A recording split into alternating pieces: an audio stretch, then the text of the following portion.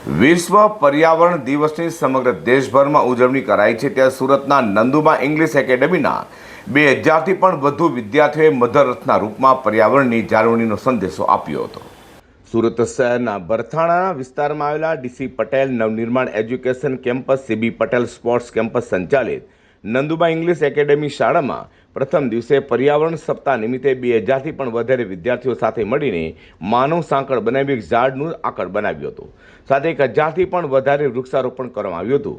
સાથે સંકલ્પ પણ લેવામાં આવ્યો હતો કે પર્યાવરણની રક્ષા માટે તેઓ હંમેશા તૈયાર રહેશે। તે સાથે દર વર્ષે એક વૃક્ષનું રોપી પર્યાવરણને બચાવશે। તો આ અંગે પ્રિન્સિપાલ ડૉક્ટર મોનિકા શર્માએ જણાવ્યું હતું કે આજે પર્યાવરણ સપ્તાહ તરીકેની ઉજવણીના ભાગરૂપે પ્રથમ દિવસે ઉજવવામાં આવ્યો હતો, જેમાં શાળાના 2000થી પણ વધારે વિદ્યાર્થીઓ જોડાવા પામ્યા હતા અને પર્યાવરણની જાગૃતિ અને રક્ષણ કરવાની વિદ્યાર્થીઓએ પ્રતિજ્ઞા લીધી હતી।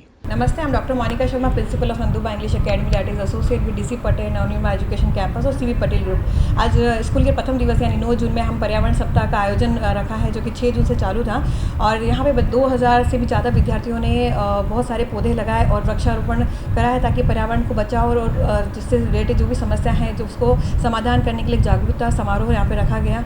इसमें बच्चों ने काफ़ी उत्साह से पार्टिसिपेट करा और पर्यावरण को कैसे बढ़ाया जा सकता है और पेड़ को कैसे बचाया जा सकता है और इसको कैसे आगे बढ़ाया जा सकता है, इस मुहिम को उसमें बच्चों ने बढ़ बढ़ के हिस्सा लिया और इस पर्यावरण बचाओ अभियान में हम लोग उनके साथ साथ में हमने बच्चों को प्रोत्साहन किया। जय हिंद, जय भारत। વિશ્વ પર્યાવરણ દિવસની સમગ્ર દેશ અને દુનિયાભરમાં ઉજવણી કરાઈ રહી છે।